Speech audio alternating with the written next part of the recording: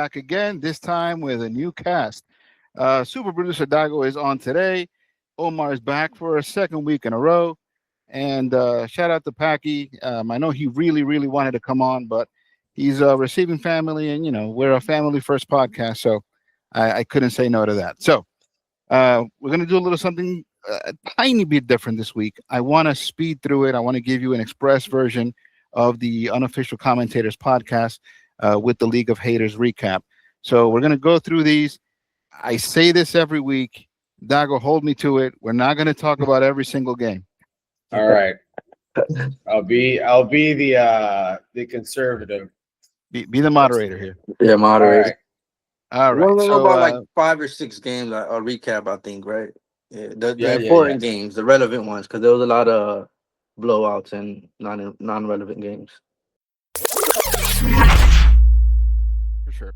All right. Well, this one was a blowout, but it is relevant to a lot of things. We start on Thursday Night Football with the Lions and the Cowboys. The Lions beat the Cowboys 44-30. Standout performances from all of the usual suspects: Dak Prescott, Javonte Williams, and CeeDee Lamb. For as long as he was out on the field, he had to leave early in the second half with a concussion. Jahmyr Gibbs also showed out, rushing for 3 touchdowns. And Jared Goff, he just had a typical average Jared Goff game. Biggest takeaway here. I didn't know Amon-Ra St. Brown was gonna play last podcast. We talked about Everybody was everybody was in the same boat as you were. Like everybody was like, the fact that they're down two tight ends as well. Like they don't have Laporta, and I think they've lost Rock, right? I think it's the name of the backup. Never learned. Yeah, so everybody was thinking that Isaac Tesla was going to be like the latest inclusion into the offense, but like the usual suspects came alive. Tesla scored. Yeah, Tesla got a touchdown. Yeah, we got a touchdown. Jameson Williams actually had a good day. Him and Amon-Ra had decent games. They didn't get a touchdown, but they both had 90 yards, 6+ catches. But the biggest fantasy player out of Detroit is Jahmyr Gibbs. That guy's a stud. Yeah, most fantasy relevant for sure. Yeah, has he overtaken Jonathan Taylor's spot as like the top running back, or is that too much speculation? I don't think he's taking Jonathan Taylor's spot, but he's top 3. Jahmyr Gibbs is top 3 this year, in my opinion. It's between Taylor, Gibbs, and A10. The gringos like to say there's a 1A and 1B. They're pretty much neck and neck. It'll be interesting to see going forward what happens because Jonathan Taylor looked pretty pedestrian when they removed Daniel Jones from the mix. I think the fact that Jones is a running weapon opens up some lanes for Jonathan Taylor. Without him, without the threat of having the quarterback run, they kind of were able to stack the box and keep them limited. Yeah, it's the facilitator for that RPO scheme that they have in the Colts.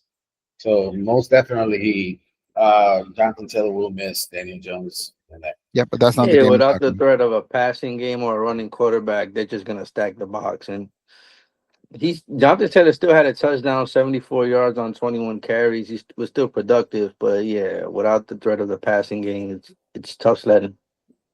Yep. I think we should. So Cowboys, Lions. Yeah. What have we heard about CeeDee Lamb? He leaves the game. He doesn't get a touchdown. 121 yards, 6 catches. That's all in the first half. Imagine what that guy would have done with a full game. He was on his way to get. Didn't he have a concussion? From what I heard, or he's still in the concussion protocol. That is the strangest concussion ever. I'm watching this game. I see that he made an attempt at the ball. He couldn't secure it, and then he falls essentially on his butt, on his back. But he seized up. He did the whole, stiff fingers in the air thing. I only saw that on replay. I didn't see it live. I just saw him fall on his butt, and then he had to be helped away. Maybe he had some sort of whiplash. Yeah, maybe he had some sort of whiplash effect. I didn't even see his head bounce off the floor. Like for me, he landed on his back. Can you get a concussion from effing up your spine? I don't know. Maybe We're like neither of us is a physician, so we wouldn't be able to tell you. But yeah, the whole concussion thing is like it's weird to me. Like each team treats it differently. Like for example, Dolphins, we all know Tua has this concussion thing, and he gets a concussion, he's out 6 weeks automatically.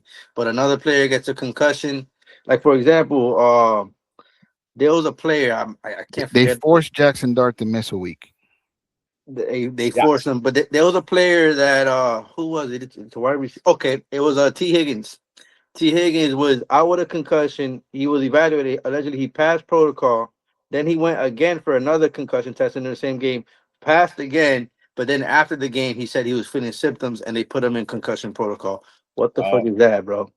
I Like it's mean, so inconsistent. The whole shit is just yeah. I don't get it. I think in the case of Tua, for example, it matters because of the amount of concussions he's had. They've been too many, and so yeah, it's just a matter of keeping him alive. But He's had sometimes three concussions. 3 ugly concussions. Hey, this guy from the Saints, Olave, has had 5 concussions. Oh my god, yeah. So I wasn't expecting him to play this year. I'll be honest with you. I don't know That if last either one, of you saw Varsity Blues. I think it was Varsity Blues. The concussion is basically they ask you questions, right? Before when you're saying they ask you questions and you create a baseline, right? Mhm. There'll be simple questions because when you're in the blue 10, it's a question and get the hell out of here. And someone said, shit, I think it might have been, if not Tyreek Hill, it was Kareem Hunt. They said that they purposely mess up these questions so that when they get asked in the blue tent, they're like, well, whatever, you're gonna pass because I didn't know this shit when I was saying, like what's the square root of 81? Oh, shit, I don't know, oh, got 7. I it. didn't know this shit when I Fuck was if I saying. You're gonna know. ask me when I have a concussion, I'm gonna get it wrong anyway. In That's Varsity Blues, they do the ridiculous. same thing. They rock one of the players, and the doctor's asking him, "Yo, what's such and such?" And he goes, "Man, he didn't know that shit before he got hit in the head." No, it's So absolutely yeah, I mean, T Higgins, they asked him 3 questions. He answered pretty close to whatever his baseline was. Get out there, you're Yeah, good that's to close go. enough. Get the fuck out of here. Yeah, yeah. Your Telling eyes are like, dilating, whatever, you're good. or you're photosensitive or something like that, or you're Yeah, groggy, whatever. you're good. All right, All right. I think So we should that was move to Thursday. the. I think we should move to the Jags Colts game since we were talking about the whole Jonathan Taylor subject. All right, so Jag Colts it is. So the Jaguars played the Colts. Both teams go into the game at 8-4. They finish with the Jags beating the Colts 36-19. The game was pretty even until Daniel Jones has to leave the game with what they were calling a lower leg injury. Then it went to a Achilles injury. And I don't know if Omar made a mistake, but earlier this week he said that it was an ACL confirmed. No, A- confirmed Achilles. Achilles. All right. So Yeah. maybe you made a mistake when you wrote ACL in the group. All right. So it's a tear. Like, oh shit. Yeah, he had surgery, I believe, yesterday or Yeah, and they said everything went all right. But the worst part is that they had him play with something that was called like a fibula fracture. yeah, because he Like, had a fibula fracture and he was playing with like a protection on the fibula. come So on, my God. I mean, that tells you how much they trust Anthony Richardson. But yeah, I don't think you should have been. Richardson is on injury reserve. I don't even he broke an orbital bone in like Yeah, pregame or something. I don't even know how. they haven't showed that dude ever since. Yeah, that guy's been a disappointment, bro. But after seeing like allegedly his high school stats and he only started like 13, 14 games in college, he should have never been the third overall pick, man.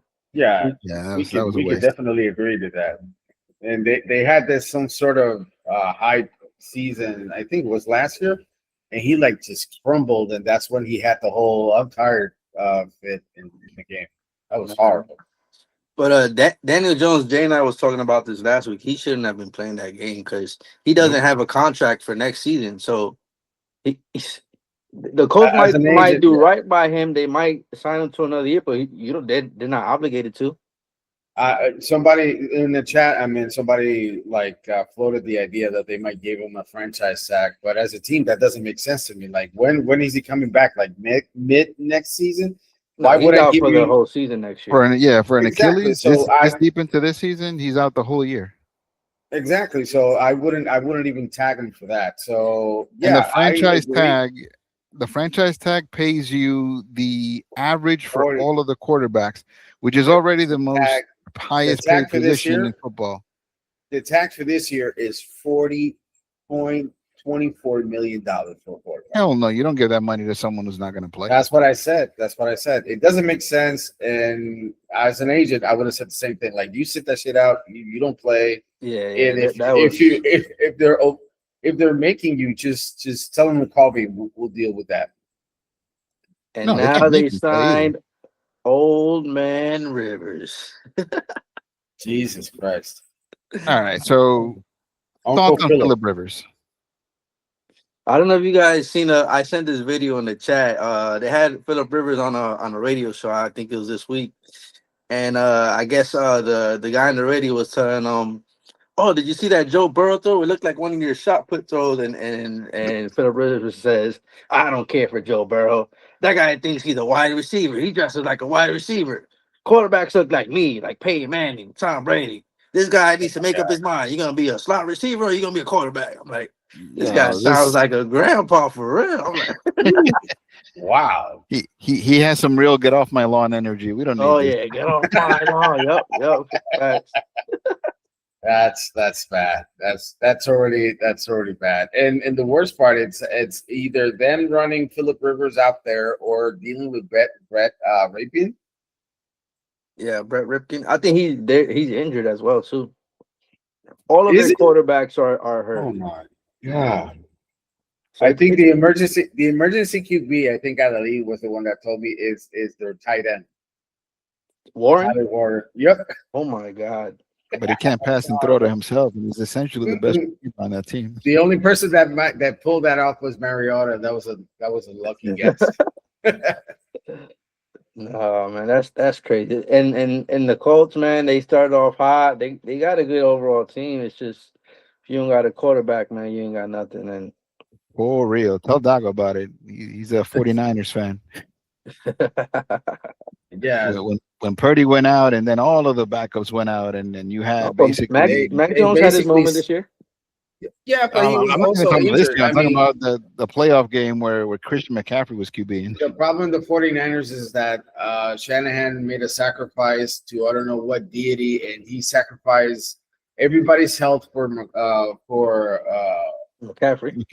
Yeah, for McCaffrey's health. That's it. So everybody kept on dying. And we thank you. 2 girls, 1 cup. Thanks you. Yeah. McCaffrey's having a good season, but he's having like a good overall season. Like as a pure running back, just running the ball, he's been average. Oh, sure, because he's the main and only option with no wide receivers available. I mean, yes, we have Jennings, but leads the league in all-purpose yards. He's, I think, number 2 or 3 in fantasy overall. Mm-hmm. I can check. He's on my team. Well, he didn't play this last week. Yeah, but let's go back to this whole Uncle Phillip thing. So the main issue here is Grandpa Phillip. So the main issue with our good old Grandpa Phillip is the fact that he's 44 years old. He hasn't played ever since I don't know when. And everybody's 2020? Yep. And it was with the Colts, by the way. Yeah. Yep. That was the last team that gave him a contract. So that man, at that point, I think he wasn't throwing deep passes at all. So what makes everybody think that he's gonna dink and duck his way into like a comfortable playoff position? So from the reports that I think JJ Watt said today is that he's coaching his son's high school team, and they're running the same exact offense as the Indianapolis Colts. Okay, when did JJ Watt become a reporter? He's not a reporter, but he's not only that. He's a contributor to CBS. Sure, but not only that, when did he become a scout? And when did having Phillip, knowing the fact that Phillip Rivers is coaching his son's football team, has any relevancy to the fact that he can't throw a pass to save his life? Bro, the oldest saying ever, those that can't do teach. Like, okay, you can coach the hell out of the system, but can you do it? Yeah. I believe Phillip Rivers last year in the Colts, he led them to to the playoffs, and they Last year with tried the him out. Colts And 4 years ago. they're not gonna sign him if they saw him and he can't throw the ball at least 30, 40 yards. No, obviously not. But obviously, you right now have a system in which you need a mobile quarterback, and Phillip Rivers is not that guy. I don't think they need a mobile quarterback. Honestly, they just need somebody that knows what they're doing and gets the ball out their hands quick. Yeah, I'm just afraid that at 44 years old, Oh yeah. when you take that first hit, are you going to have the desire to get back in there? Yeah, these guys After being out of the league for guys are 5 not gonna years, go easy on him. who does the coach play next? I want to see who the defensive end that's going after him. Old man River. You're going to look great in those practices and all that stuff. They play the Seahawks next, and then the 49ers. Seahawks got a good defense. Yeah, they do. And then the Niners. Oh hell no! Well, the Niners have had a lot of defensive injuries. Then they have the Jaguars, who just injured Daniel Jones and the other dude too, right? And the last game is against the Texans. The Texans have the best defense in the NFL. They got two beast pass rushers. Yeah, I don't think Phillip Rivers will. If he starts the rest of the season, all 4 games, my hat's off to that guy, bro. That motherfucker's gonna make Big Ben and Eli Manning think they could come back. They're from the same draft class. Honestly, I don't think he makes the field. You sign him, you get the headlines, all that other shit, but you sign him to a practice team deal. I don't think he's the solution. He's there. He's not. He's not. But there are no other options. Like, it's either that or just pray to some. Get the hell out of here. There's no other option. Dude, it's either that or they pray that Leonard's knee is not like injured enough that he can't play, because there's where the hell is Ryan Tannehill? Yeah, somewhere that, like, if nobody has reached Tannehill, you already had a situation this year where a player got waived and then got re-signed with Flacco. Why don't they do that with Russell Wilson? He's not doing shit on the Giants. He's never making the field again. Because they can't trade him. Like, isn't the trade deadline is over? Not trade him, release him. Right, but that involves the Giants actually wanting to release him. And unless Russ has that for himself, I mean, they're paying him to show up to road trips.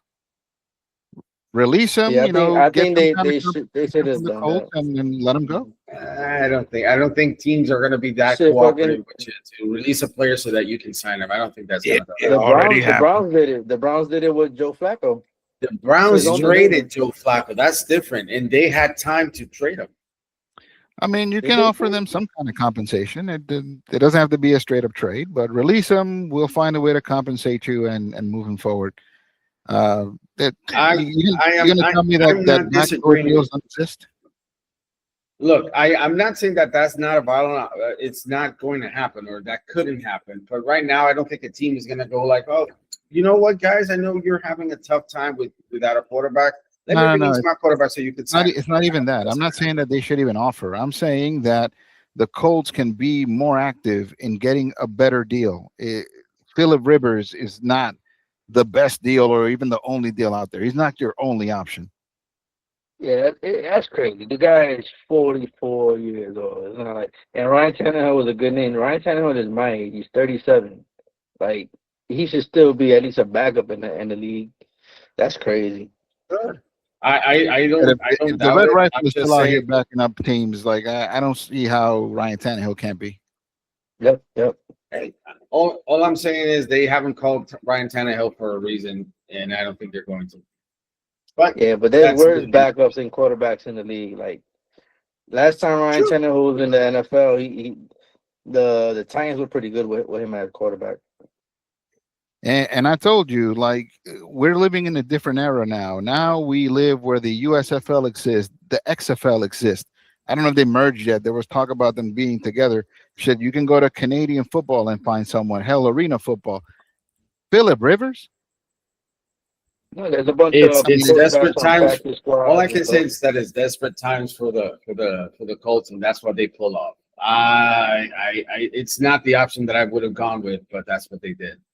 So, It's not even one of the top people. I feel like quarterback play throughout the league this year has been bad. Like the quarterback play this year hasn't been like years past. Numbers are down, completion percentages are down, interceptions are up. I think defenses have like made adjustments, and next year we'll probably see the offense adjust to what the defense are doing. But this year, quarterback play has been horrible. I agree. yeah. All right, we've given this game too much attention. The things that concern us, being fantasy players, we know for sure that uh, Jonathan Taylor is a player to watch. Um, Travis Etienne had a really good game against a respectable defense in the Colts. Yes. I don't know that I expected that out of him necessarily. Brian Thomas led all pass catchers for the Jags. We were talking about him last week. He only had 3 catches though.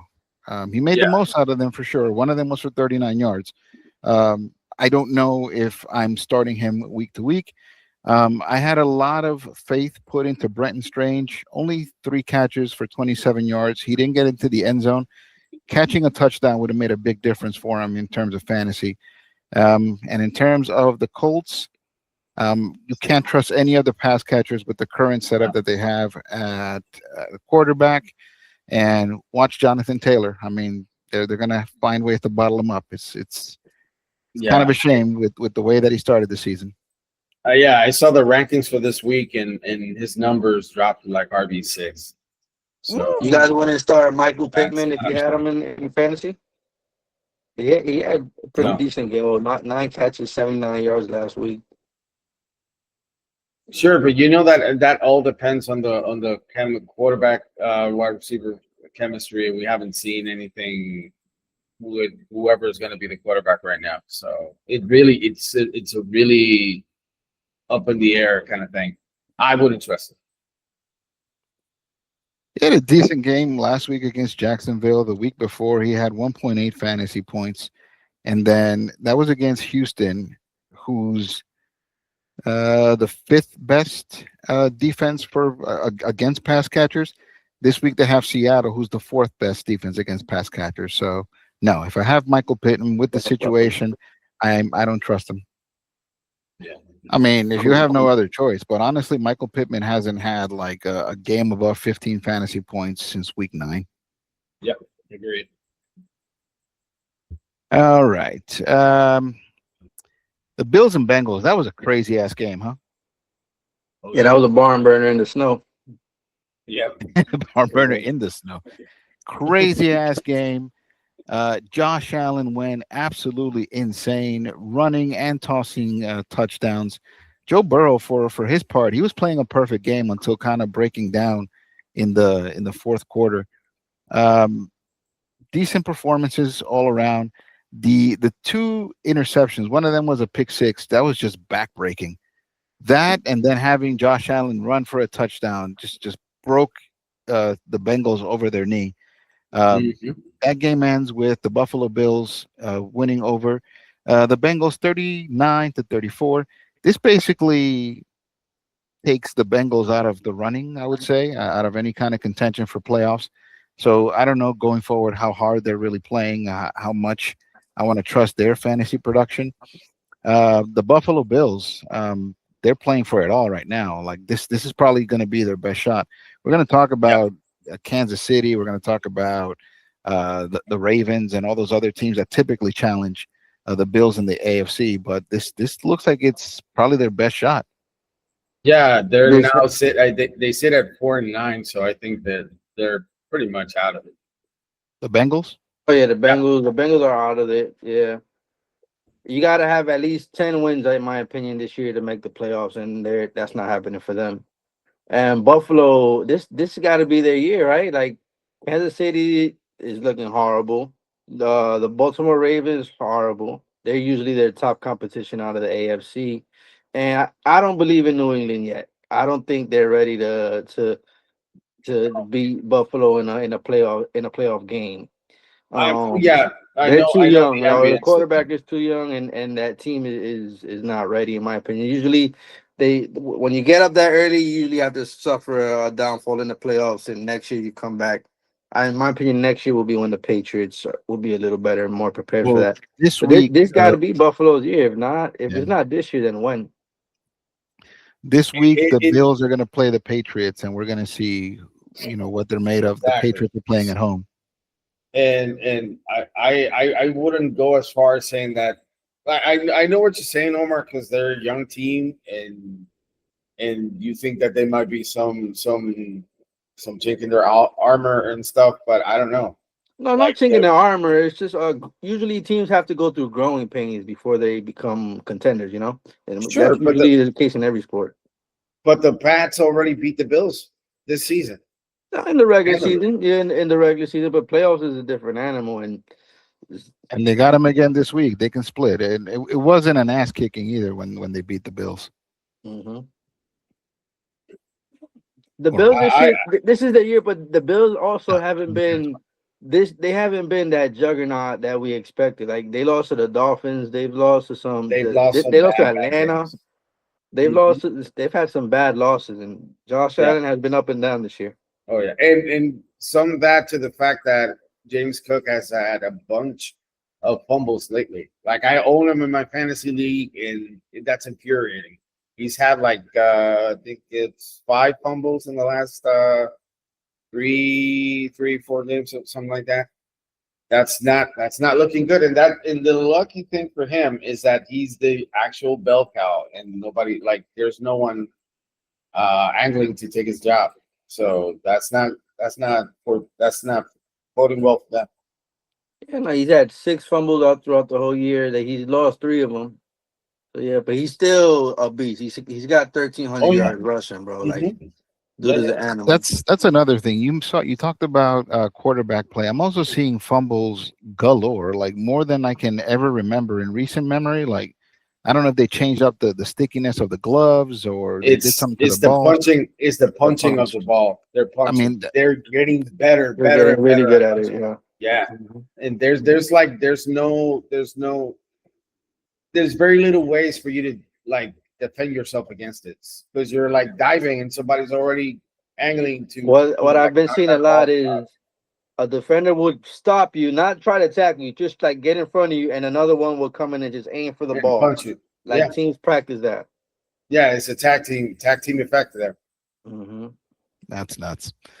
Jamar Chase did play in this game, although you wouldn't really notice. 5 catches, 44 yards. The star of the game was T. Higgins, 92 yards and 2 touchdowns. He did have concussions concerns, as Omar mentioned. In terms of carries, Chase Brown had 12 carries for 23 yards. 1.9 yard average is putrid, but he did get into the end zone, so that's something. And Joe Burrow basically played a perfect game until he had those 2 interceptions. He had 4 touchdowns. He only got sacked once, but the interceptions basically, like I said, it's what broke him over their knee. Yeah, if Cincinnati wants to get back to playoff contention like they were a few years ago, they need to fix up that running game. Like they need a running back to take the pressure off Joe Burrow and the receivers. Like what I didn't understand is why would you ditch this guy that they had last year with Chase Brown and they made a good 1-2 punch. And they would just this year they just opted to just leave Chase Brown like he's that one guy that's going to lead you to the light. Because he took a step up, and then the guy you're talking about, is it P. Ryan? No, P. Ryan's it's still on not the P. team. Ryan. He played No, with it's them. not P. Ryan. No, it's not P. Ryan. I Yeah. don't. He was with the Colts as well. He was subbing in for Jonathan Taylor, where he was in and out with the injury. Yeah, well, he probably got too expensive, and Chase Brown took a step up, and you figured he was a solution. One thing that we're just kind of throwing out there, they need to get a better running game. Chase Brown is pretty competent, but we forget that was considered one of the shittier offensive lines. Mm-hmm. Their line is really ass. So and they spend a bunch of money between Jamar Chase, T. Higgins, and Hendricks. Yeah. So I don't know whether they're getting all this money to like build this beautiful offensive line for Joe Burrow so that he doesn't get sacked up the wazoo again. Well, this is what happens. That's how you end up 4-9, and you go back to the lottery. Mm-hmm. All right, so a lot of the usual suspects. Dawson Knox is back. I kind of lost track of when he was injured, how long, and when he came back. But he came back. He led the Buffalo receivers in catches and in yards. 6 catches, 93 yards. Where's my man Keon Coleman? Only 2 catches, 16 yards. Okay, 16 I yards. think you're confusing Knox with Kincaid because Kincaid is the regular tight end target getter between the two. So when Okay, Kidd Kincaid was is the one that out, was hurt. exactly. So Kincaid wasn't around for this game that much. But No, Knox was. he was there. They both No, made no, but I plays. mean, yeah, but what I meant is that Knox got the full brunt of the targets and the Oh yeah, yardage. Yeah, full Kincaid run. is He the got starter, six but catches. Knox probably looks like he benefited from the coverage that Kincaid was getting because uh, Allen is only throwing to his tight ends this year because his receivers is trash. I Ooh, mean, my Shakir man is Keon there, but yeah, Coleman. Shakir is not that number one. I would agree with Man, that. fuck Shakir. Here's a slot. He's a slot guy. He's not Yeah, I that. know. That's what I said. It's Keon Coleman. Did you guys see how Cam Newton got on his ass? Yeah. Yep. I saw that. Got all over him. He said, "Hey, man, you got all the tools to be the number one guy. Like, you got to go out there and prove it. Like, Hmm. they're Yeah, not going to baby you forever. They're not going to wait around." Yeah, got to be able to create separation in the NFL, and that's the thing. You can't And separate from and cornerbacks. if you can't create separation at 6'4" with your wingspan, you can probably catch over the typical cornerback. yeah. I mean, You would typical That think. already cornerback makes is like 5'11", 6 foot like tall. that's You're that six size four. and that wingspan already makes him the red zone target. Devontae Adams is doing it. He's only Yeah, getting 1 yard Yeah, catches. but A lot of but them are. Devontae Adams is a precision route runner. Like the Coleman is not that, bro. His route running is nowhere near Devontae Adams. Well, let's get to it or start mossing guys. You gotta do something, yeah, man. yeah. Agree. I don't want to see this dude out of the NFL after his rookie contract because he can't make it happen. Hmm. And and Agree. and there aren't more favorable situations than playing with Josh Allen. So if you can't make it happen here, man, this may be like a one and done kind of situation for him. Just that one team and he's out. Yep. Agree. He's still young, 22 years old. Like he's got time. But yeah, man, they need him to step up because they drafted him in the second round. Grab as many cookies as you can on the way out. All right. Let's do Packers Bears. Sure. Packers Bears. The Packers and Bears played for first place in the NFC North. Um, they both went into the well, no, they didn't go. The Packers were 8-3-1 coming into the game. The Bears were 9-3. 9-3. And after this game, they kind of flip flop situations. Thanks to that tie, the Packers are now 9-3-1, while the Bears are 9-4. Yep. Typical game. It looked like everything there was on display, the offense and the defense. Uh, I saw Caleb Williams making several important plays. Josh Jacobs gets into the end zone again. This basically came down to well, as That. ESPN puts it, a game-sealing INT. Yep. Yep. No, I want to give props. I don't know. I haven't mentioned him in our group, but I have him in another league. Christian Watson. Like, My what was it man. last year? I was expecting this guy to be the next Devontae Adams, and he's gotten He off was like supposed to be. He injuries was and supposed to stuff. be that guy for Yeah, Mr. A-Rod, and the injuries just kept him away. but he was hooping on Sunday. He was balling. 4 catches, Yep. 89 yards, and 2 touchdowns. He's a Yep. deep threat. Yeah, he is. But now they got this glute of receivers, none of which are number ones. They got Jaden Reed back, so I mean, who gets the ball again? Other than Josh Jacobs and run. I would Jaden Reed would be like in my opinion, the slot receiver, target guy, but their big play guy should be Watson. And Romeo Dobbs, he's gonna be out the mix. He's probably gonna be a free. I think he's a free agent. They're letting him walk after this year. He didn't even get any Yeah, targets. No, he got any catches. he got 2 targets. He didn't get any catches. But they weren't clean targets either. I have him in fantasy. I still managed to win this week, even with a big ass 0 from Romeo Dobbs. But he only got through 2 balls thrown his way, and he was super covered. Like they expected the absolute most out of him Yeah. on both of those throws. Boy, Yep, so a lot of the usual suspects again. DeAndre Swift led Chicago in rushing. Kyle Mananga, he was still involved. He actually won the carry war between the two, but DeAndre Swift was more productive in terms of yardage. Neither one of them rushed into the end zone. Caleb Williams threw for 2 touchdowns. There was a defensive touchdown in there as well. And Jordan Love, I thought he was on the verge of being a little bit fraudulent, but he's playing okay. I mean, he's not spectacular, but he's quietly kind of steady. 3 touchdowns, 1 interception, 17 for 25. Played pretty well, managed the game well, used time very well. And again, Josh Jacobs finds his way into the end zone. we had Uh, that discussion last week, Jay. Who would you start, Jordan Love or Pat Mahomes? I told you I would have. I start Jordan Love, but Like the way the Chiefs are looking like right now, I would start like 10 times out of 10. I pick wrong. All right. So anything of note here? Anyone get injured that matters going forward? Not that I saw, but I do have a question. Do the Packers still look like perpetrators to you? Do they still look like frauds? No. I think I overreacted when they lost to the Carolina Panthers, but shit, they It's a lost to game the they Browns. shouldn't have lost. I would agree with that. Yeah, they lost to the Browns and the Panthers. Yeah, I overreacted. It was a thing of the moment, but ever since then they've been pretty steady and they've beat the teams that they had to.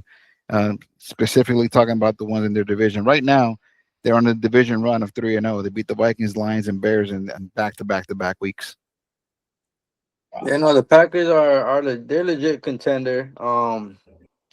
I have a feeling that NFC Championship game could come down to Green Bay versus the Rams, because the Eagles, what the hell is happening to them, and the Bears and Lions, they're gonna be wild card teams. It looks like so far from if the standings stay as there is. So let's see, man. It's gonna be a good playoff season this year.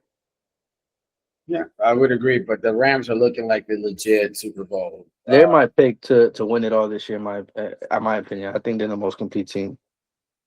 If I have a question, if the Rams win the Super Bowl, does Stafford leave? Like definitely, like does he? Is it? I think he comes back. He's been balling this year. Why would he not come back unless he's just like done? He doesn't want to get hit anymore. But he's balling this year. Like I haven't seen him play better in his career than this year. I completely agree that Rams look like the team they to beat, but I don't necessarily think he wants to do it he wants to keep playing for longer. I seen a video on. I don't know about that. He's only 37 years old. Like he looks a lot older than he actually is. If he decides to leave, it'll be just to quit on top. But I believe he still has a year or two on his contract left, so he'll probably play out his contract. Probably. I seen that the Rams have Atlanta's pick, and that pick is gonna be in the top 10. It looks like so far. I seen a video that they should trade both of their first round picks and try to trade up to get Fernando Mendoza, the quarterback out of Indiana, back up Stafford for a year and then bridge him on. That would be crazy if that happens. They should. All right, so I guess we should move to another game. I think it was that was last night's game, right? No, we're not there yet. No, not that one. No. All right. These teams, I mean, let's just talk about it because it's a hot button issue. The Browns played the Titans. The Titans won this game 31-29. It came down to a botched 2-point attempt that would have tied the game. It wouldn't have won it, but it would have tied the game for him. And I don't know. After Shedeur Sanders had probably the game of his career, his statement game, I don't give a shit whether it was against the Titans or not. They take him out for the 2-point conversion, and they were totally lost. Did you see this play? Yeah, that was. Yeah, I saw the highlight. That was a garbage play. That was horrible. They run a wildcat, try to do like a pass out of the wildcat with somebody that's not Mhm. even a quarterback. What the fuck is that, bro? Like Stefanski should have been fired right after the game. Like, he's gonna get fired this year. I really think he doesn't give a fuck this year. Honestly, he doesn't care. He knows he's out. He knows he's out of there. He knows he's out of Yeah, there. yeah, yeah. All Yeah. right. So the There's So big nothing. story was that the two projected top lottery picks, Cam Ward and Shador Sanders, went head to head. This wasn't really a thought at the beginning of the season, as Shador Sanders was like fifth in the depth chart. But Shador balled out 364 yards, 3 touchdowns to 1 interception. He got sacked twice. I saw him holding on to the ball a couple of times, but he also knows when to get rid of it. He ran when it was appropriate, only 3 carries for 29 yards. He rushed one in for a touchdown. Cam Ward, not the best showing, but I guess it was enough or all that he needed. Threw for 2 touchdowns, 14 for 28. So he threw exactly 500. Throws an interception, gets sacked only once. His QBR and quarterback rating wasn't the best. Tony Pollard, who I thought was done, like put that bro, fucker in a casket and forget about him. Tony Pollard is in the free agency in our fantasy league, bro. And they No, did somebody He's pick in him up? everybody's. yep, He's in everybody's was on leagues. our last recording. Free He got agency. picked up Like by Maldición nobody. Inca, and I think he led that team in scoring. I can double check. Coño, pero la maldición ya making moves. Damn chefs. He was on it. It's making you guys scared. Coño, He loco. he believed it. Wait till we talk possible playoff scenarios. I am scared of that team. I'm saying no lie. Game log: 28 fantasy points for Tony Pollard. Oof. Yeah, he balled out. Yep. All right. Going forward, though, I still don't trust anyone on either of these teams. If No. you have no other option, I guess you start him. Judkins will be the one that you, if you have him, Judkins will be the one that you put in I your got team. Judkins, and I That's wish I it. would have fucking Oh picked no up no Pollard. no. Hold on. Judkins and Fanning, the tight end, because Njoku, I think he's injured, so he balled out in this game. Eight receptions for 114 yards and a touchdown.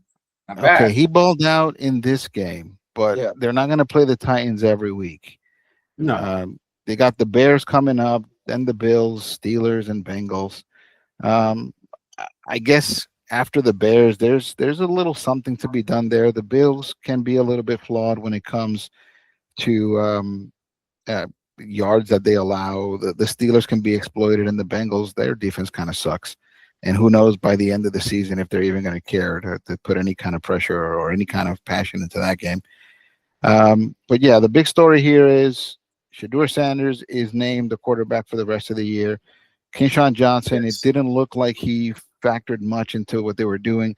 I know that they were playing from behind most of the game, so maybe it was like a game where passing took over. But 14 carries, he only turned that into 26 yards. Um, that's not something that I'm confident starting every week. And shit, I don't know that I can expect 8 catches for 114 yards and a touchdown from Harold Fanning every week. Jerry Um, Judy might be somebody you want to take a flyer on if you're no, desperate for receiver. never. No. I He's. think if you're desperate at receiver, it's worth taking a flyer because I think I'm Dude, more desperate. If you're The, desperate the, at receiver, I'd rather go with John Mechie from the Jets rather than picking Judy. I was watching that Jets Dolphins game. He dropped like 5 passes, bro. Hit him right in the hands. That guy if, sucks. if you're desperate, no, but the leagues in general are all desperate for tight ends. So if Harold Fanning is available, go ahead and pick him up, Yeah, and I would. put your hands together and pray for whatever's left of the year. But yeah, I don't have any trust for anyone else there. So that's that. What else do we have to say about Titans and Browns? Stefanski gets fired. Shador is the quarterback for the rest of the year, and hopefully he finds a way to get off that team soon. Yeah, Yep. that's all. That's all she wrote. All right, next. The Vikings beat the Commanders. Nothing to see there. Dolphins beat the Nope. Jets. Nothing to see there. The either. Saints Pittsburgh, beat the Baltimore. Buccaneers. Uh, It's an interesting game Yo, here. yeah. That new kid, that kid that's quarterbacking for the Saints, he ain't that bad. Sure, ain't that bad. Tyler Sure. Yeah, Yeah, he did all right. the week before he played against the Dolphins. He's a rookie, but if they develop him right, I think he could be a pretty decent quarterback in the future. He's big. He's mobile. Has a good arm. Yeah. he's a little bigger Taysom Hill. Mm. I think his instinct is to run first and pass later. He threw 20 times, only 144 yards. He didn't throw any of his touchdowns. He did rush for 2 though. Yeah. So, well, at least we know he's athletic or something. Yeah, he threw 20 times. He rushed 7 times. So make of that what you will. The 7 rushes ended up in 55 yards. What happened to Yeah. Baker Mayfield? He started off guns blazing this year, and he's had a huge drop off. Yeah, the injuries to the receiver corps have not been very. Well, they're all back. Well, now, but I mean, they've dropped a few games in between. Listen, Baker Mayfield, this wasn't his best game. I'm not going to make excuses for him. It also wasn't his worst game. He put one right on Ibuka's hands that he dropped. Yeah, that would have been the difference in his game. Mm-hmm. And allowing Tyler Shuck to rush for 2 touchdowns, that's not on Baker. He's not defending him. No, so, obviously. Again, not his best game. Not making excuses there. Also not his worst. Yeah. I mean, also the fact that they faced the Patriots, the Bills, and the Rams had something to do with the fact that they had bad luck in the last 5 games. Yeah. It gets, I'm not going to say easier, but they have winnable games going forward. The Falcons, Panthers, Dolphins, and Panthers again. These are games that they could win. I know that the Panthers are better than I ever would have thought they were for this year, but those are the games they need to get up for. They need to win those because those are head to head in the same division. That's a division game, and they're both. They're not who you thought they were. No. No, I thought they were shit, and they're a little bit less than shit. Yeah, but you know who's also been playing kind of decent defense? The Falcons too, and they surprised. They've surprised a couple teams.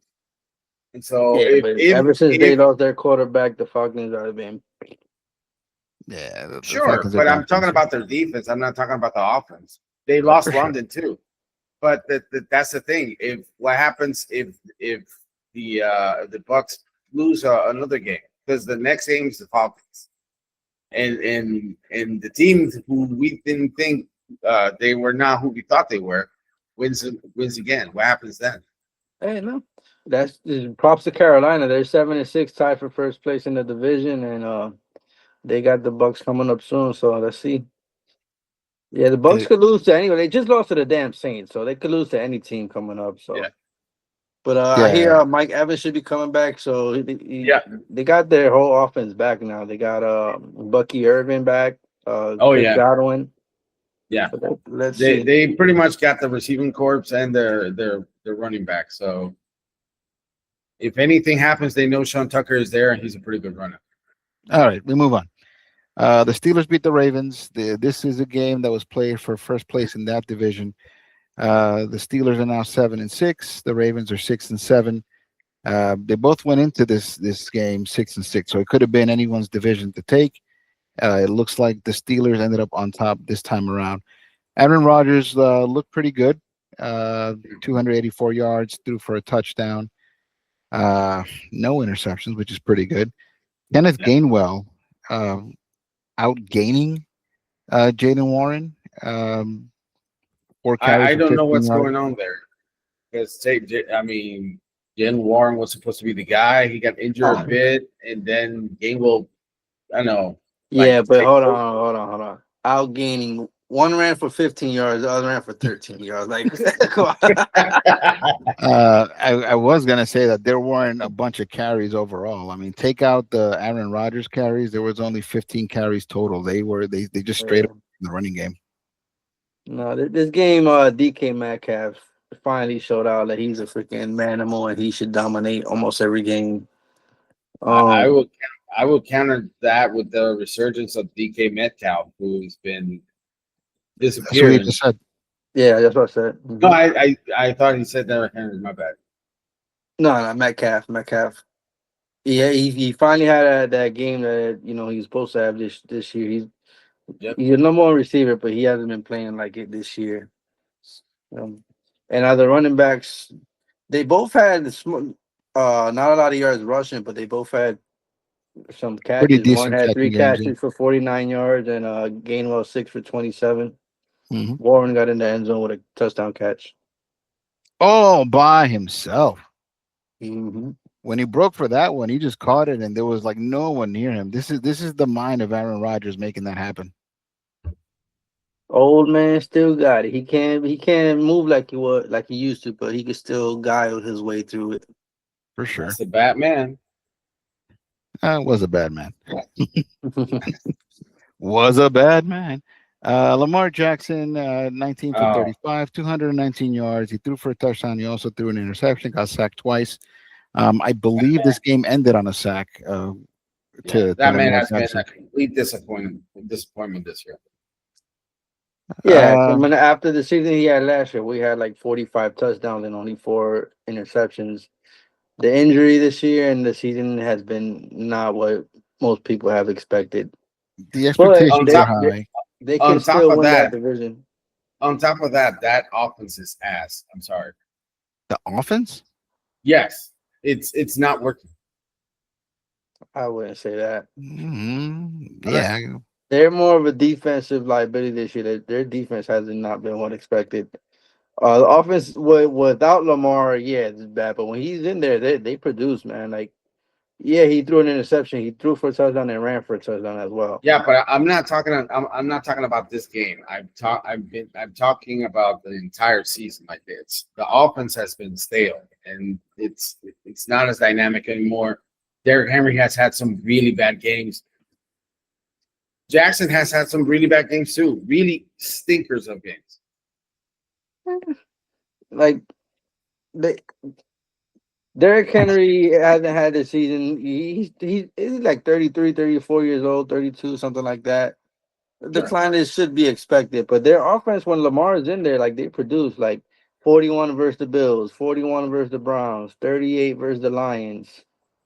I mean 30 versus the Lions, 30 versus the Yeah. Bears, 28 versus the Dolphins, 27. Like they produce when Lamar is Not all of there. that is offense. Remember, there's defensive points, special teams, yada yada. Derrick Henry's 31, by the way. But yeah, they score plenty points. So I don't know what you mean that the offense is stagnant or whatever. They're pretty much what they are. I mean, aside from like we mentioned that offense is basically down league wide, right?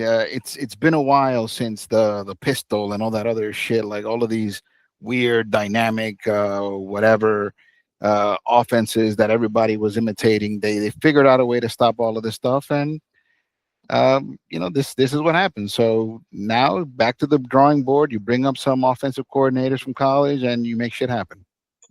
All Yeah, right. passing is down, but running is up. And what I've been noticing and seeing is a lot of teams have been playing three safeties and their base package has been nickel. So the adjustment to that is basically run the ball. That's why the running game has been more up than down this year. All And right. pass I will attempts are say, still sky high though. Like they're not completing as often, but they are Mhm. sky high. And something that just annoys the shit out of me when I'm watching football is a lot of these passes are just being thrown hoping for like pass interference calls. They're just like throwing it close to receivers. Yeah, they're trying to And draw not calls. necessarily. Mhm. Yeah, they're call baiting. They're looking for flags. So Yeah. So that would be the equivalent to James Harden baiting people. Yeah, flopping. ooh, Yeah. one of our biggest fans. I will say that it's curious that the Ravens just gave Mark Andrews a whole bunch of money, but the guy that kind of balled out in a sense was Isaiah. Like, Last Oh, couple of see, years, when likely is healthy, he's been Lamar's more favorable tight end than Andrews I the last couple of years. But that was a screw. That we didn't talk about that, but that should have been a touchdown. For sure. That was a catch. That was a catch. He caught it 2 steps. That was a Two, catch, three, bro. 4, 5 steps with 2 hands on the ball. Like you whistle the ball, or maybe they didn't whistle. That's on the referee. That's not on him. He did everything he needed to do. I don't know Yeah, what else you're calling. A football move. 2 hands on the ball squarely. It's not just Yeah. on his fingertips. He's holding it with 2 hands. He took a bunch of steps, and then when he thought the play was over, they knock it out of his hands and incomplete pass. Absolute bullshit. That was the game, honestly. Like Yeah, that that would was have the been the game. difference. I didn't see the game, but in the angles they showed that he was outside of the playing field, or No, No, it's in the middle of the touchdown in the end zone. In the middle of the oh, end zone. he caught it in the middle of He the end caught it, zone. took at least 3 He caught it steps. in front of him, like this, and he mm-hmm. he took 1, 2, 3, 4, 5 steps, and I guess the refs That's didn't blow it dead, crazy. and defense knocked it out of his hands. At that point, I That's would have probably crazy. been spiking that shit anyway. Like, how many more steps I got to Yeah, take? yeah, Yeah, that's that was rough. not to be a That's rough. conspiracy theorist, but Uh, Vegas had their Hey, hands on in the cookie jar this year. the man with the briefcase, isn't it? Yeah, el hombre del They say maletín. el hombre del maletín. All Speaking of right. which, the only takeaway from Broncos and Raiders was that the spread was 7.5 points, and when points absolutely did not matter and you couldn't win, the Raiders still decided to kick a field goal so that the game only ended by 7. Bro, like, could it not be more blatant? Like, Hey, that's crazy. Like, why Call the in the hell FBI. would you even try a uh, field goal? You're down. What was it? They were down 10 points, right? No the time left. what is it that they They say were that trying to go for the the field burden goal. of proof is on the prosecution, right? You have to prove it. I'm not a Yeah. lawyer. I mean, but what more proof do you need? There wasn't even time to do like an onside kick after that. There was nothing. No, There was no time even for a miracle. They and it kicked was it as like they time were expired. praying for the field goal. Like they knew that was like, all right, because they could have just ran out the clock. Fucking Sure. game's over. But they was like, no, we got to get this fucking field goal. Vegas is on our ass. That's crazy. I And mean, they're is it from Vegas, okay? playing in Vegas. So Exactly. They're in Vegas. aside They're from in that, Vegas. can we talk about how is it possible that Denver has possibly the best record in the league right now? That Not defense, possibly. man. Nah, man, Denver. Bo Nix, I'm not a huge fan of him, but the dude makes plays with his legs. Yeah, Sean Payne is a hell of a coach, and they got a good defense, man. They got a really good defense. They got some yeah, good pass that's rushers. They got the best cornerback in the game. They're a good team, man. Yep. and and when everybody thought that they were gonna be missing a running back because J.K. Dobbins went down, here comes R.J. Harvey having great games back to back. That motherfucker. Last year, all the Raven camp was R.J. Harvey this, R.J. Harvey that, and I had him in a couple of leagues, and he didn't do shit. And now he's finally coming up. I had him in the league and I dropped him, and thankfully I was able to pick him back up, and that's one of the reasons why I've been winning in that league lately. I mean, he's only matters because J.K. Dobbins get injured. Before Yeah, that, No, he he was wasn't doing anything. It wasn't even fantasy relevant. But I mean, the fact that now he's back and producing after everybody dropped him. You know, it says here R.J. Harvey's a rookie, so I don't know what you guys were talking about years no, back. I blame Omar, not me. that's me. I didn't say, He's a rookie. Okay, I thought it was last year. Okay, so it was this year that I oh, heard, I he's a heard rookie. about him then, because there was a bunch Last of year it was Jaleel McLaughlin that was supposed to have a big okay, year. okay, okay, Oh, okay. McLaughlin. That's what I was confusing with Jaleel McLaughlin. Yeah, The thing is that Denver that last year had like a three-headed monster of midi, and nobody was doing anything. It was Esteem, McLaughlin, and I don't remember who else, but they were all true. booty. Yeah, RJ Harvey is a rookie. I was confusing him with McLaughlin. All right, Philly and Chargers. Ugh! Wow, what the hell was that? I'll let you guys discuss. That was a war of attrition, bro. Like None of those teams wanted to win it yesterday. And like, Talk amongst Dude, yourselves. dude, what the hell was that? Jalen Hurts can't get a pass going, has 4 interceptions, gets an interception, picks up the fumble, and fumbles it again. yeah. Like, what the hell? No, and they finally got Saquon going. They did a little fake tush push and got him out on the outside, and he took it to the house. He had a decent game, but it's 40 pass attempts for Jalen Hurts. That's not a recipe for success. He didn't try to run it. Well, he tried running, but he didn't get much They yards. were all over him. They were all over him. him. Yep. And yeah, the Eagles' offense, if they got to limit his pass attempts and they got to feed Saquon, like if they want to get back to what they were. But I would say that they have too many mouths to feed, but they don't know how to arrange in which way they feed the mouths they have. Like, There's no balance. They're basically riding the hot hand, and sometimes it works, sometimes it doesn't. no, and This also game, chemistry issues, man. Like you could AJ Brown with his attitude and his poutiness, that affected the team, man. it worked for him. He got 100 yards. Yeah, no, he got 13 targets. But you have to understand that 13. sometimes the game script is not going to work for you. You're not going to be that guy that game, and it's all right not to be the guy that game. You don't always have to like make a whole deal about it. Like I get it. Receivers get paid based off of their numbers, so that's why they're always like disgruntled when they're not getting catches and stuff. But he got paid already, so bro, do for the better of the team, man. And you're a Super Bowl champion. What's the deal? Mm-hmm. Receivers want to be the reason. Yep. Divas. This whole game has hardball written all over it. Like it was earlier in this podcast, we were talking about Phillip Rivers' comments that Joe Burrow, dresses or acts like a receiver. Receivers want to be the reason, so they're going to be out there and they're going to demand theirs. But it really does hurt everyone else, the fact that he's asking for all of these pass attempts his way. Made the most of them, caught 6, turned it into 100. Devontae Smith has been quiet during the AJ Brown tear. Like I said, there's no balance. Like, no, you should find a way to get them both involved. The Rams are finding a way to keep all of their players happy, receiving, and involved. The only thing that makes it skew one way over the other would be injuries, honestly. But the Rams, like the whole receiving corps and like the whole offense, they understand where everybody falls in the plays. And the problem with the Eagles is like nobody knows where they fall. So and the difference is the quarterback.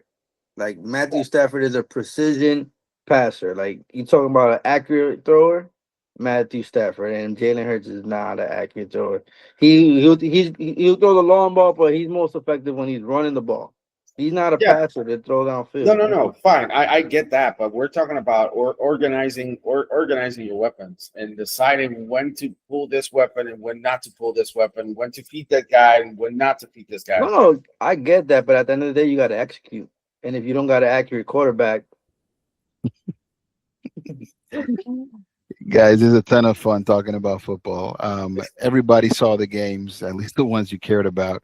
We said we weren't going to talk about every matchup, and in practice, we didn't talk about every single matchup. Sure, but we still overflowed. We could have talked about Minnesota and Washington and how Zach Ertz, who we just praised last week, is injured and out for the year. Torn ACL, could have been so much worse. That leg looked like it shattered. Oh my God! I saw that hit. Jesus Christ! Yeah. I shared it in the group. That was insane, bro. That shit shattered. There's this Instagram account now that basically breaks down with images what the injuries are. Like I'm finding that shit to be not only super informative but scary as shit. Oh yeah. God damn. They're like, hey man, if that shit catches like a vein or an artery or what the fuck, and it rips and you might have to lose the whole leg, might even die. I'm like, God damn. That's kind of what happened to this guy that used to play the Bears. What? No, Alex Smith, the quarterback for the No, but I'm talking about the tight end that used to be in the Bears. That same shit happened to him. Like he injured his knee, and the way he injured, like not only the tendons tore, but also it could have hit an artery. That was so messy. Oh my god! That dude had to retire immediately because he couldn't come back. There was no way he could come back.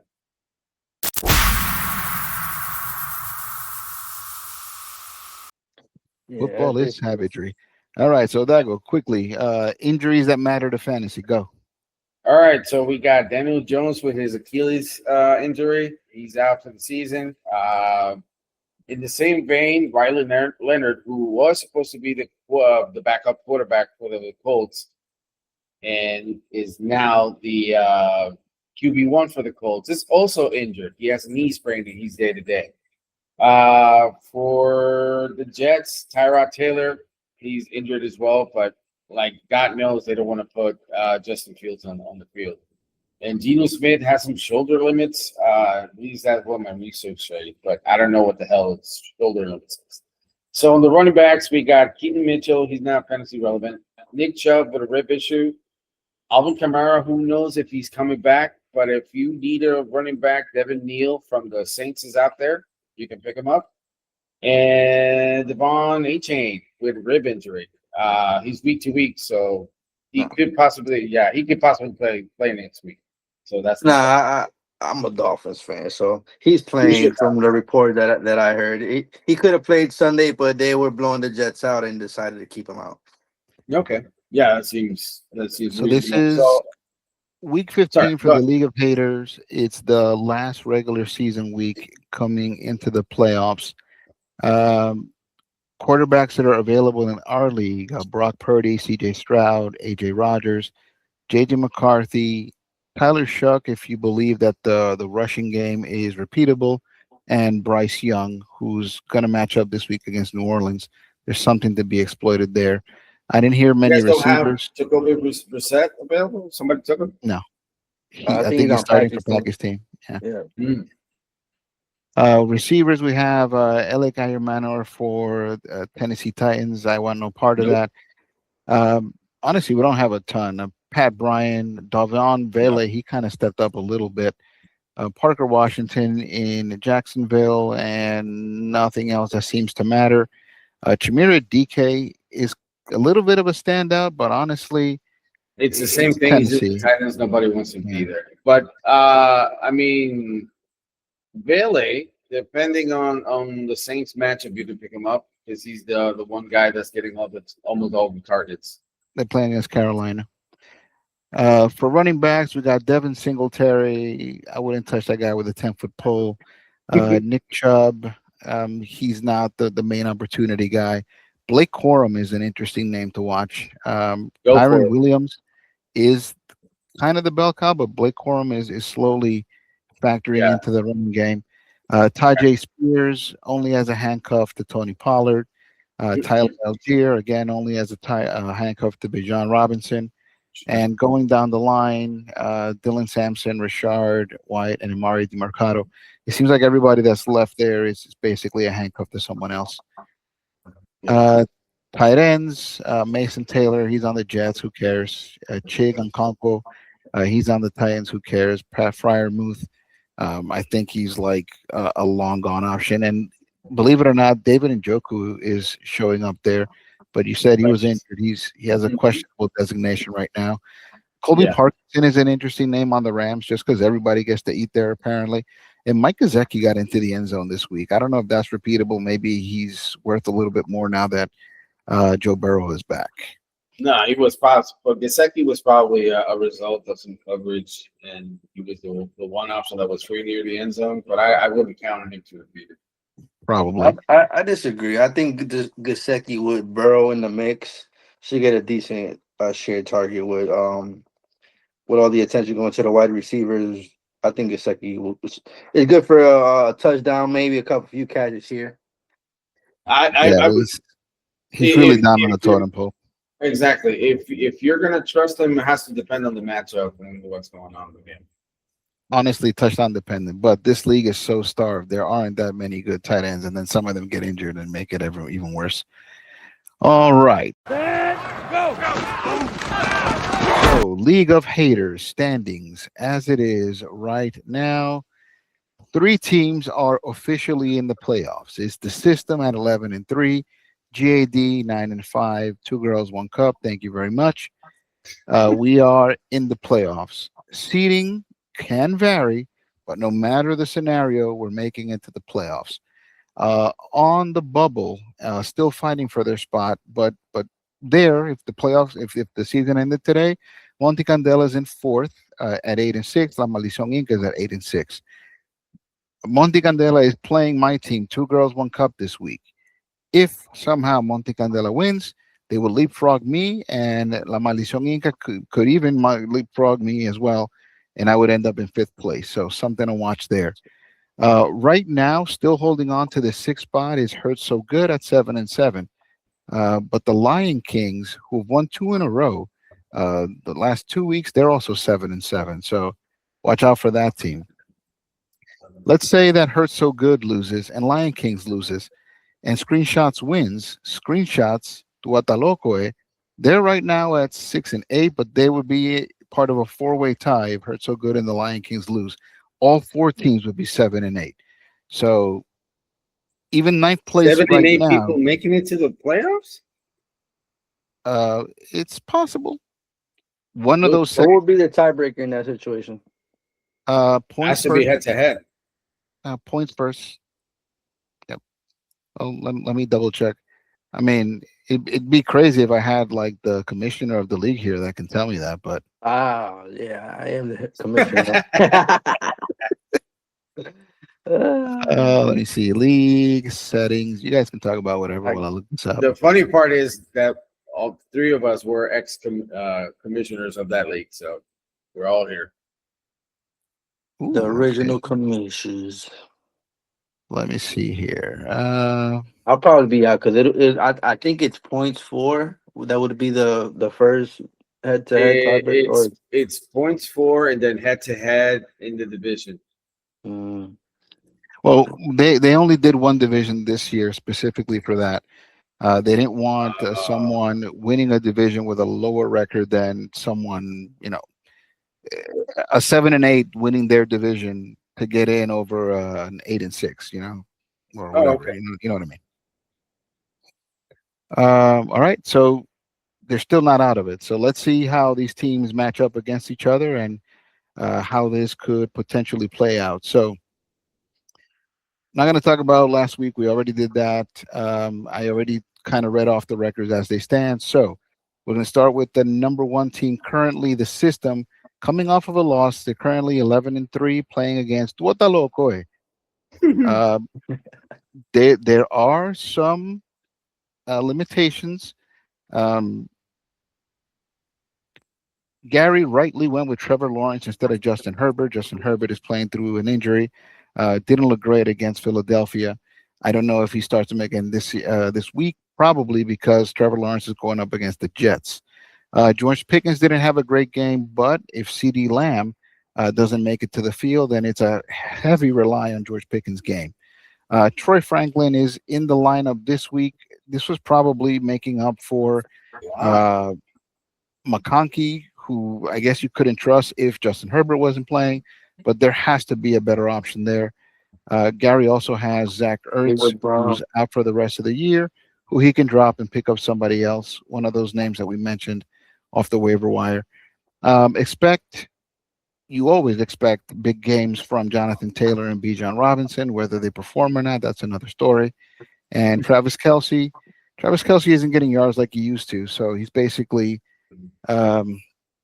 touchdown dependent to really matter. I kind of disagree. This year he's been better, and like they kind of fitted out Worthy, and so it's been Rice and Kelsey so far. So you could expect an okay game from Kelsey. What is better and what is an okay game? If you were bad last year and 10 catches and now you're 11 catches, you're better. But is that no? But I'm talking about the yardage and the fact that he's getting more looks than he got last year. So last year they like split between Rice and Worthy. Yeah, I still don't trust it. He's not projecting a ton of points either. This week he's going up against the Chargers, who are a pretty stout defense. Um, I And don't they want trust it. to.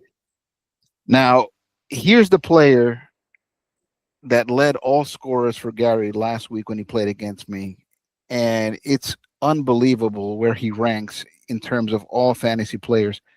Brandon Aubrey is making all of the difference for this fucking team. He I scored mean, 24 fantasy points against me last week. it's the Dallas scheme. The kicker gets a lot of points because they kick a lot of field goals, and that man has the record for the longest kick. So that dude is accurate. He's a substitution of the what was the name of the kicker on the For the Ravens? Ravens. Yep, Tucker. Does he have the longest Tucker. kick? I thought it was a kicker from Jacksonville that did it this year.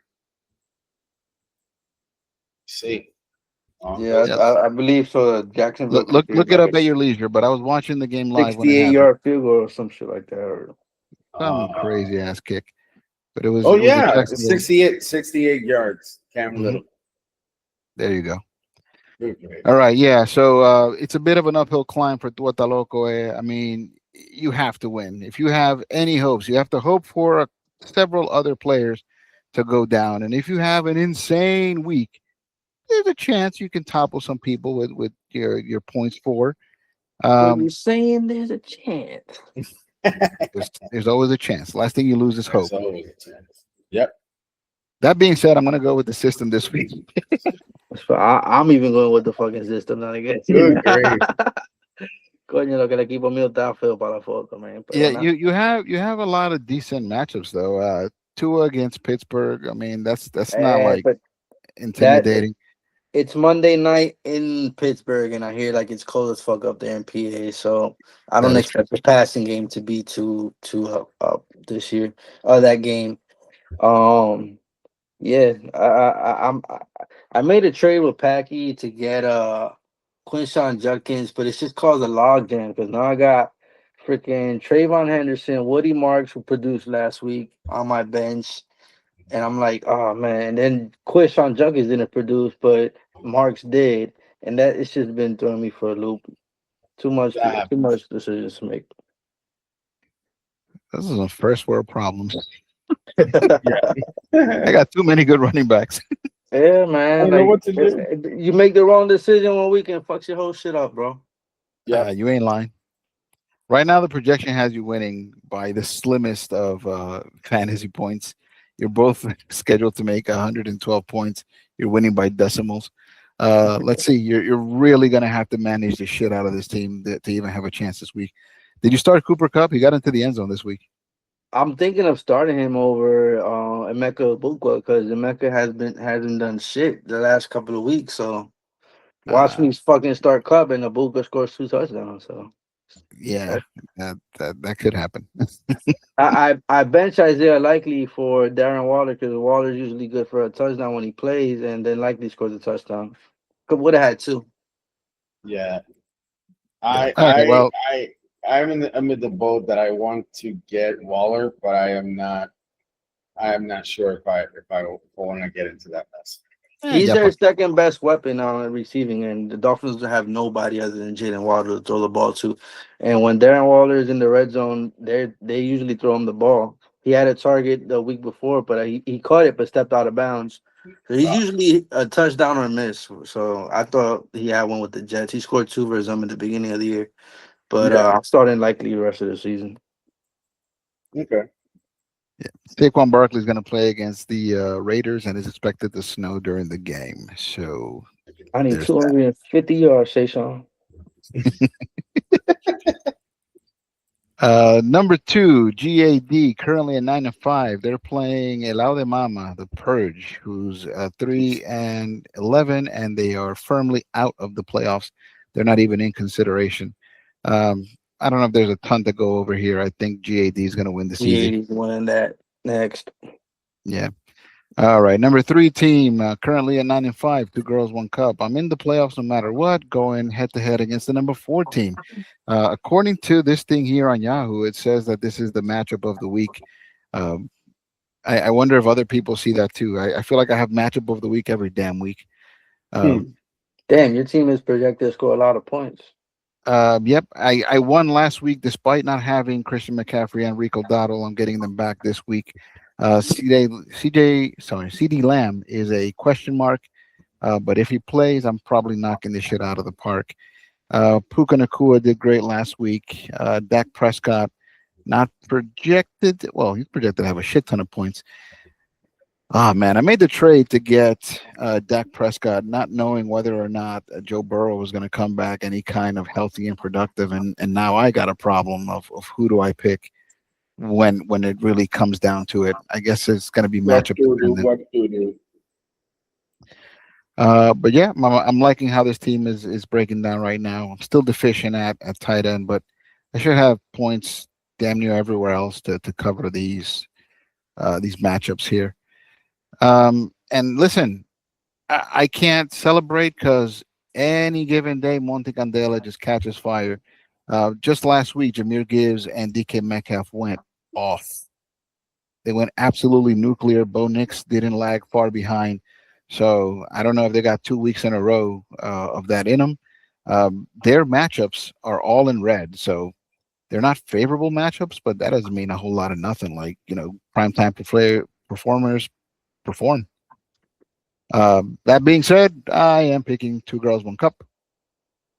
Yeah, I'm going two girls, one cup as well. But Monty can, his team could get hot. He's got Rasheed Rice, who maybe they have a bounce back game. Mahomes finally does something and gets him a couple of touchdowns. And he's got Jameer Gibbs. He's got Hunter Henry coming back. So who knows? But I think you should pull it out though.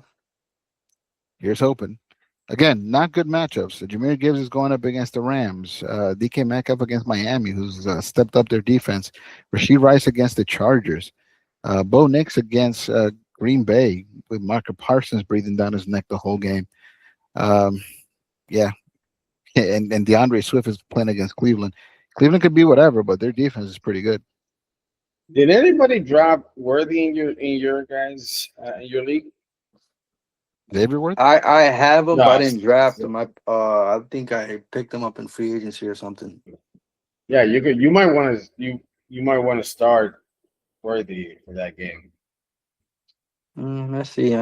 Anybody's better than Emeka Ibuka right now. So Damn. Ouch. How the mighty have fallen. This guy went from every week to now he's just dropping touchdowns. Yeah. All right. hit the rookie wall. So that was 3 and 4. The fifth team overall, that would be La Maldición Inca, currently at 8 and 6. They're playing against Screenshots. Screenshots needs to win to have a chance.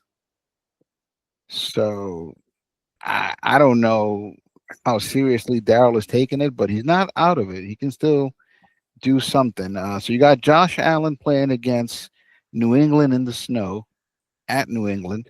Jamar Chase against Baltimore, and in a game that Cincinnati has to win to even become relevant. And Baltimore is going to be going super hard too. As of right now, he's starting Debo Samuels. It looks like Jaden Daniels isn't going to play. We're going back to Marcus Mariota against the Giants, so he should have a respectable game. Brees Hall, Mark Andrews, and Chase Brown round out the top, and then you got Charbonnet. I don't know if he has any better option than Charbonnet. Charbonnet, well, he actually does. Tyron Tracy is on the bench. He can be brought up. It's a flex spot, so maybe him or Slayton. I don't know how much you're trusting Keenan Allen. On the other side, La Maldición Inca is cooking right now. He's looking to start Patrick Mahomes, Jackson Smith, and Jigba. Terry McLaurin, who somehow fell to this dude. He was sitting on the waiver wire, totally disrespected, but Maldición Inca picks him up. He picks up RJ Harvey. He has Tony Pollard. Am I going nuts? Pretty sure I saw him on this team, and I don't see him. And Michael Wilson, we talked about this week that he's really stepped up. He's looking like prime Randy Moss recently. Like he's just having like banger after banger in terms of games. These and that I'm sorry, but I don't think they're going to start Harrison anytime soon. Yeah, the run that this guy's been on with Jacoby Brissett has been amazing. Yeah, this is, I guess it's not matchup of the week because of the positions that they're in, but this one is going to determine a lot in terms of playoff seeding. Mm-hmm. Um, all things considered, though, I think I'm going with La Maldición Inca, and he's going to put the pressure on me. I have to win this week. Yeah, no, it should be a good matchup. Right now, screenshots is projected to outscore them, but yeah, Josh Allen's going against New England. New England's got a good defense, so see how that goes. Brees Hall, he's hit or miss, but he got shut down last week. Chase Brown, Mark Andrews. Let's see. Screenshots needs this, so I'm gonna go with my Lisong Inca though. He, for some reason, fantasy, he has some crazy fantasy luck, bro. At the Tigre, yo no entiendo. Oh, it was Joel Vasquez who picked up Tony Pollard. Ah, you got the wrong Joel. Ah, Yeah. pero va que está jugando entonces. I thought he was like not even paying attention to this. He does that from time to time. He doesn't pay attention to the team. He picked him up. Listen, as much shit as we've talked about Tony Pollard, for all the players that have come through fantasy, they've played, they haven't played, they've gotten injured while they were hot. He's 26th. Well, it says 26th in position rankings. So I guess 26th out of all running backs. Never mind, I didn't say anything. He sucks. Okay. I thought he was in overall fantasy, it's just position rank. All right, so we all said Maldición Inca, holding on by the skin of his teeth to sixth place, 7-7. Hurts so good with everyone breathing down his neck. He's going up against the Wakanda Panthers. Wakanda Panthers are on another slide. Shit, they didn't win last week, so I think that's like 5 in a row now. No, that they won. Did they? Yep.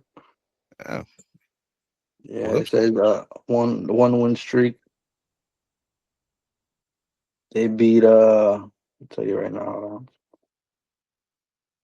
Wakanda Panthers beat screenshots. Oh, that's terrible for screenshots. And they were projected to win by so many points. What the hell happened there? It looks like the only one who showed up was Josh Allen. Yeah. Jamar Chase had a bad game. Debo Samuel, Brees Hall, Mark Jackson, Mark Andrews. Sorry, didn't do shit. Oof. Yeah, Yeah. man. Well, These projections sometimes just be bullshit. all right. So Hurts so good. You got Jalen Hurts and Devontae Smith going up against the Raiders. This is a good chance to score a shit ton of points. On the flip side, he has Austin Genty going up against Philly at Philly in the snow. So there's that. Product of a trade, Kyron Williams. He's still doing pretty decent Kyron Williams things. I don't think he's losing you a game.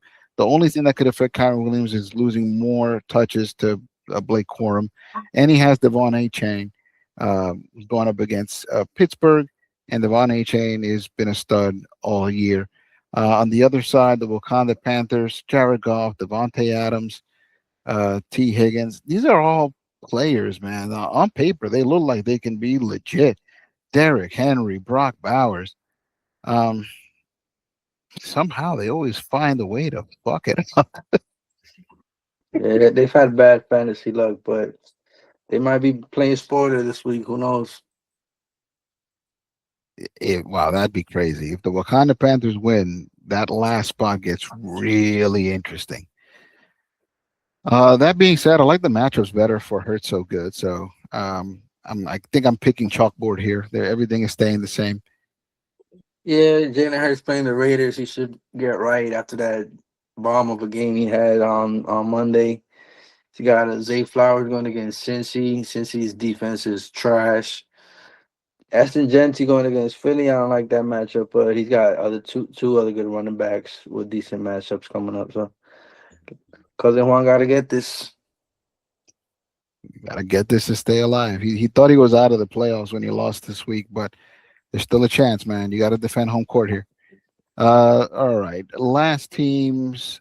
It's going to be the Lion Kings, currently at 7-7, on the bubble, just looking over the shoulder of Hurt So Good, going up against the 5-9 Joel Vasquez. Woof.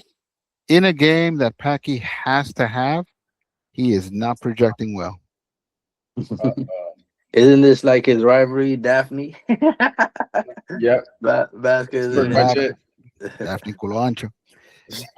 Uh, Paki has made magic happen to even be at 7-7. Seeing some familiar names here: Jacoby Brissett, Nico Collins with C.J. Stroud back. Kenneth Gainwell is pun not intended, but he's gaining on Jalen Warren for touches and for splitting carries in the backfield. Brenton Strange, who I talked about, is a decent uh, tight end for what's left in the tight end pool. He's decent. He's a starter. He's getting the starter share of tight end reps, catches, what have you. After that, it gets kind of flimsy. Brian Thomas Jr. is a player to watch playing against the New York Jets, but it's a really uphill battle. On the other end, if they didn't do anything all year long, this is the time for these players to step up and really fuck some shit up. Lamar Jackson going up against Cincy, he should get right. Khalil Shakir, it's whatever with him. Justin Jefferson has been too quiet, but Dallas is a defense that you can score on. We talked about Tony Pollard. He's playing against San Francisco. He's a pretty decent defense. I don't like that matchup. Here is kind of this game is gonna depend on what Trey McBride does. Trey McBride leads heads and shoulders over every other tight end. They are facing a pretty good defense in Houston. But all that said, I just believe in the talent of the Joel Vasquez team.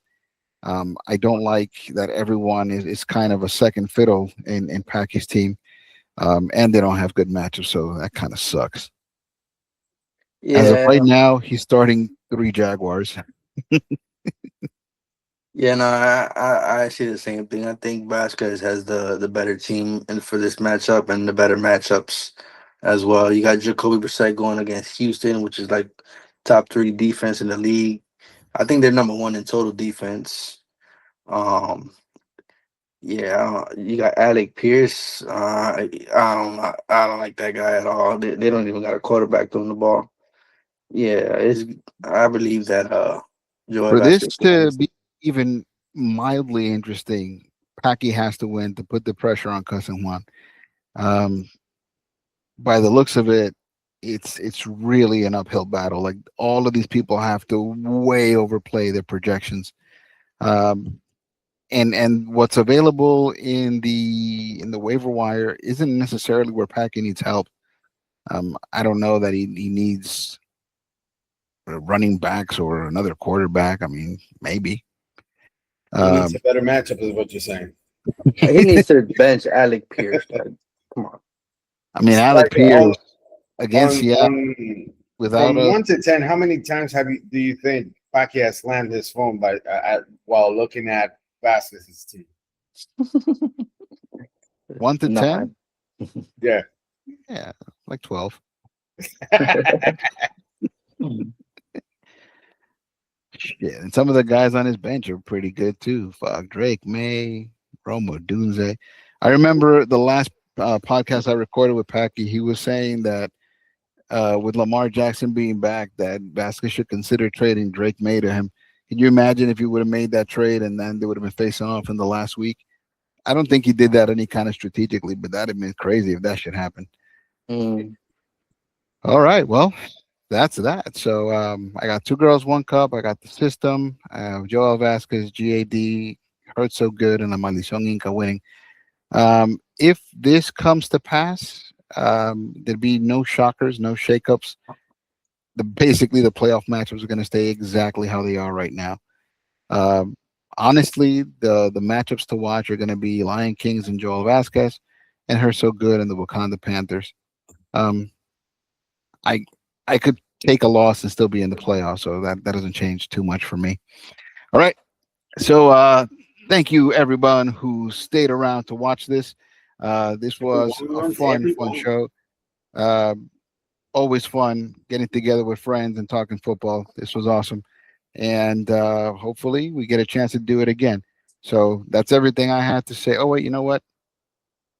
Tomorrow's my birthday, so that's the last thing I want to say. No, hold on. Happy birthday, November. NDR. Today is your birthday, so It no, is official. All happy right. birthday to you. Happy Thank birthday, you. 98. It is my birthday. Thank you guys. This was awesome, and I'll see you all next week. Unofficial Peace. commentators. See you next time. Peace. Deuces.